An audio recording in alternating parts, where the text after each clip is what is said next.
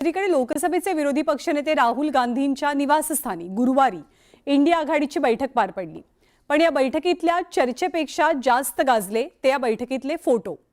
या फोटोंवरनं उद्धव ठाकरेंवरती शिंदेंच्या शिवसेनेनं टीकेचे आसूड ओढत ठाकरेंच्या आत्मसन्मानाबाबत प्रश्न उपस्थित केले। असं नेमकं काय होतं या फोटोंमध्ये ज्यामुळे ठाकरे पितापुत्रांवरती शिंदेंच्या सेनेचे नेते घसरलेले पाहायला मिळाले? जाणून घेऊया या रिपोर्टमधनं।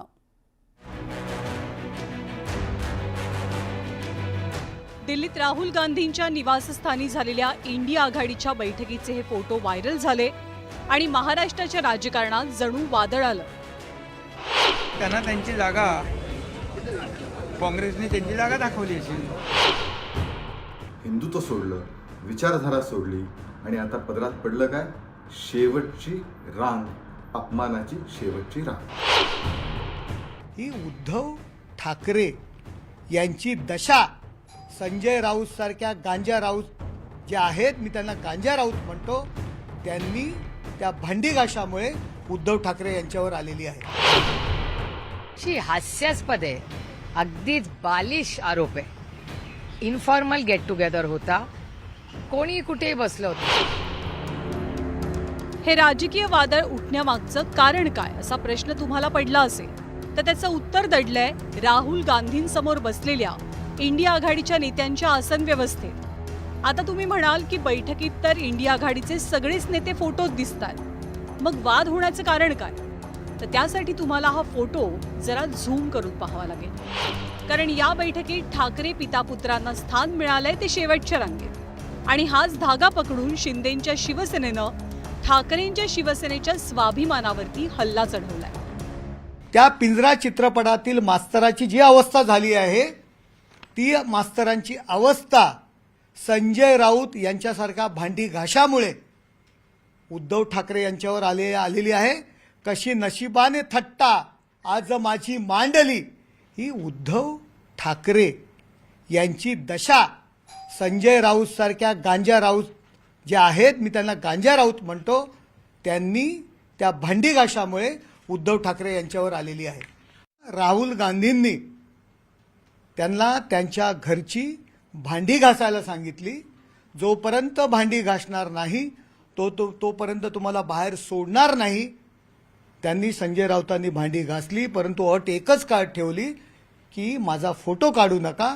आणि त्यानंतर उद्धव ठाकरे आणि आदित्य ठाकरे यांना घराच्या बाहेर सोडलं। ही परिस्थिती संजय राऊतांनी उद्धव ठाकरे यांच्यावर आणणार आहे।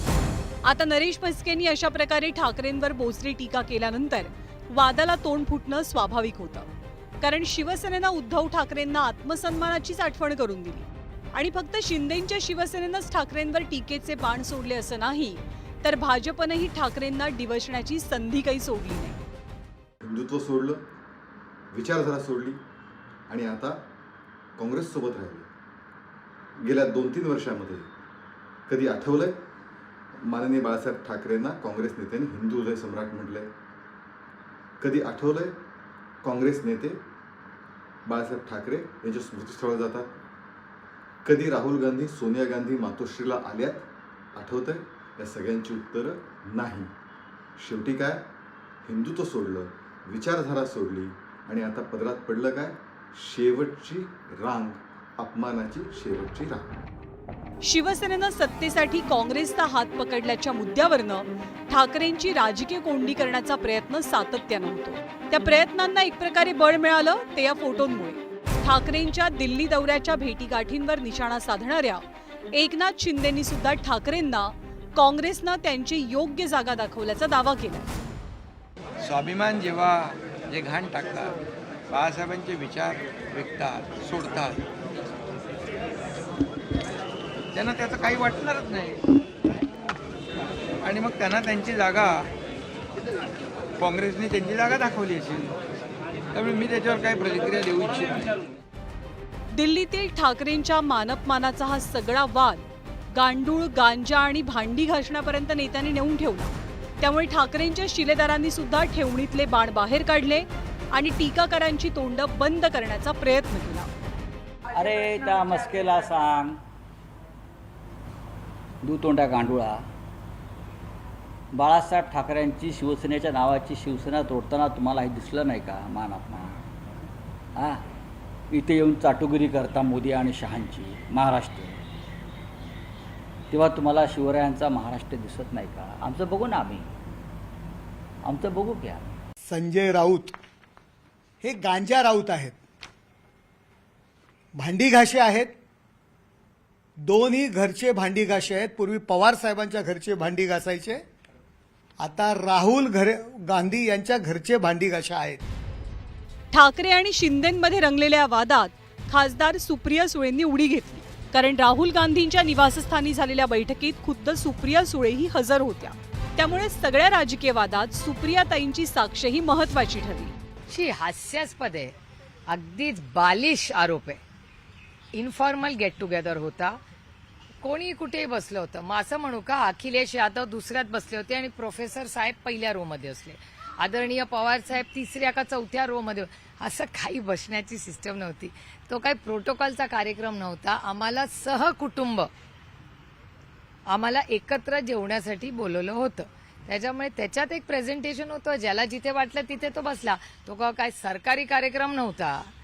तुम्ही महाराष्ट्राच्या माजी मुख्यमंत्र्यांना बोलवता आणि त्यांना शेवटच्या रांगेत बसवता. सुप्रिया सुळे पण पुढे बसतात.